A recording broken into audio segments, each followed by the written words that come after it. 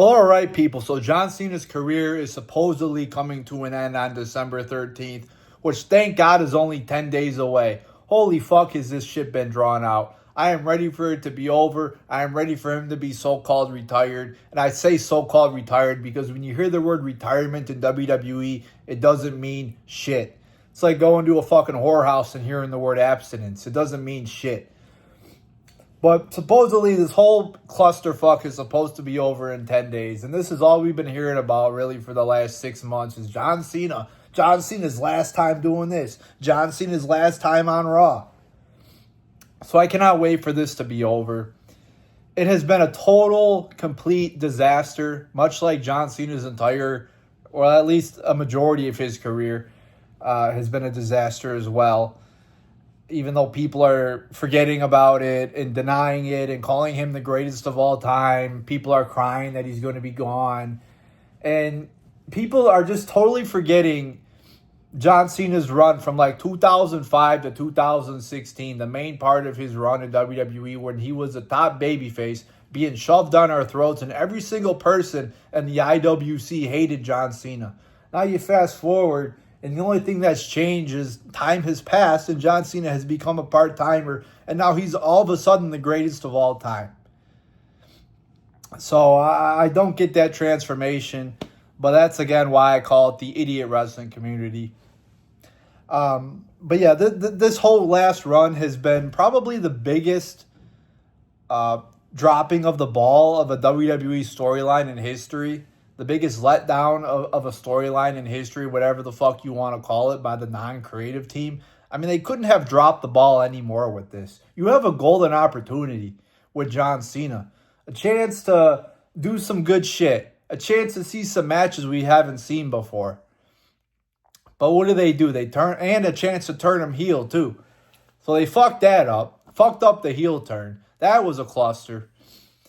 It didn't even make any sense. You figure like the biggest one, or at least one of the biggest heel turns in WWE history, they would have their shit in order. They would have it make sense. But they just involved The Rock in it for whatever reason, and they had no plan. It's like making an episode of of Breaking Bad without knowing what you're going to do the following episode. Obviously, the writers have an idea of not only what they're going to do the following episode, but what they're going to do in the following seasons. They probably already have the ending figured out on season 1 because they think ahead, unlike the non-creative team. And now you have John Cena facing guys like Dominic Mysterio, guys like that, which this whole run too has shown really the lack of star power in WWE, the lack of WWE's ability to build new stars over the last 10 to 15 years.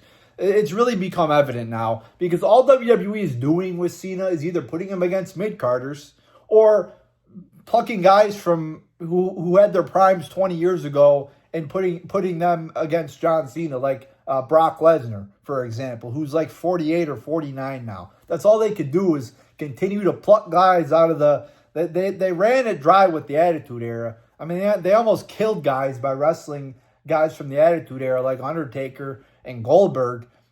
So now they're going to the Ruthless Aggression Era, which is the last good era in WWE. So give it another 5 or 10 years. But all those guys will be retired like Randy Orton and Cena. A lot of them are already retired like Batista. But...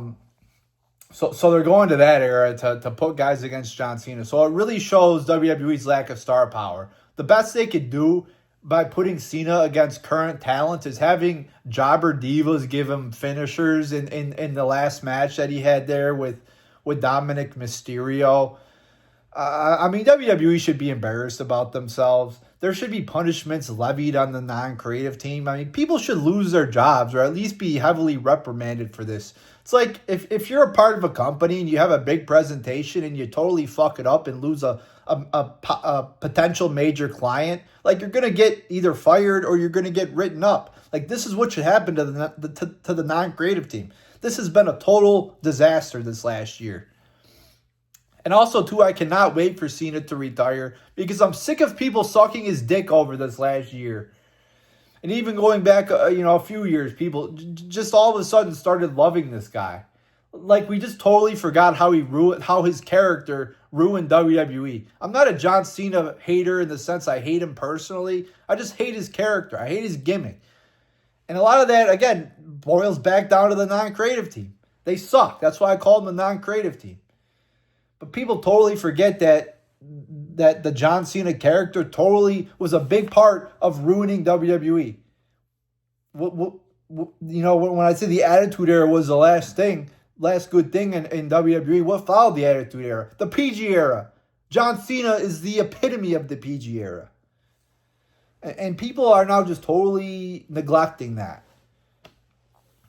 Is John Cena talented? Has he done some good shit? Of course. I've always said that. I've said that for years. I've said that for a decade. That John Cena is talented and he's done good shit. But the way WWE booked him was terrible. So I can't wait for him to be retired.